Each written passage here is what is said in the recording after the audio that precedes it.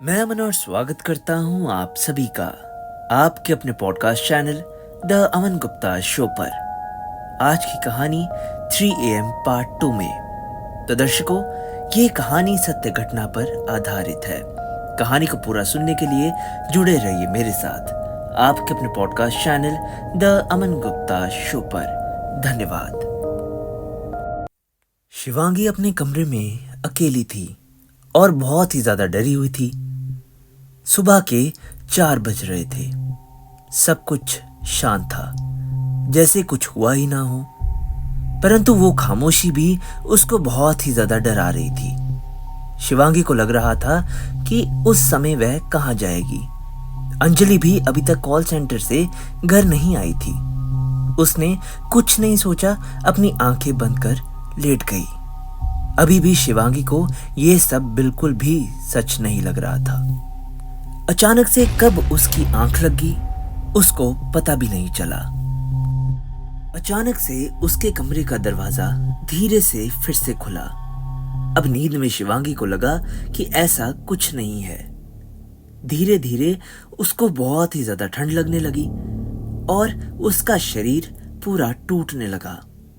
अब शिवांगी नींद में थी और उसने इन सब बातों पर ध्यान नहीं दिया। परंतु शिवांगी को इन सब बातों का बिल्कुल भी अंदाजा नहीं था कि उसका इन सब बातों को नकारना उसके लिए एक नई डरावनी और दर्दनाक परिस्थिति को मोड़ देने वाला था। अंजलि सुबह काम से वापस आ गई। उसने देखा कि शिवांगी खिड़की की तरफ मुंह करके सो रही थी। उसको ऐसा घर में कुछ भी अजीब नहीं लगा।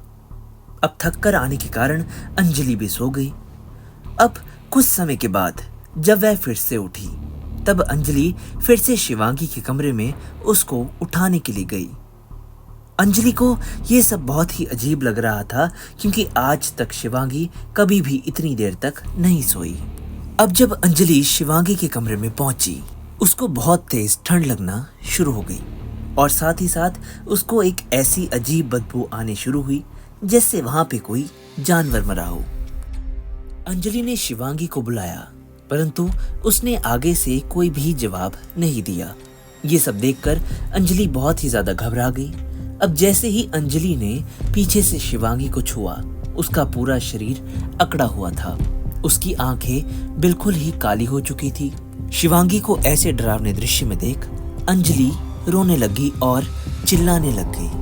उसको कुछ भी समझ नहीं आ रहा था कि वो उस समय क्या करे और कहां जाए। उसने जल्दी जाकर अपने घर के पास रहते एक डॉक्टर को बुलाया, परंतु उसको भी कुछ नहीं पता चला और शिवांगी को ये सब देखकर वह वहां से खुद भी भाग गया।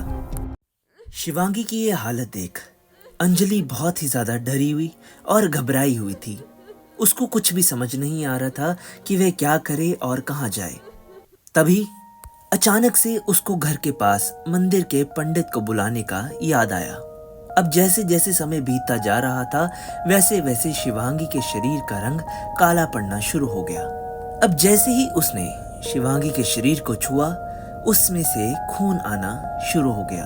उस खून को देखते ही अंजलि बहुत ही जोर की चीखने और चिल्लाने लगी और बहुत ही तेजी से उस कमरे से बाहर आ गई। अब घर के पास वहां पे बहुत ही पुराना हनुमान मंदिर था।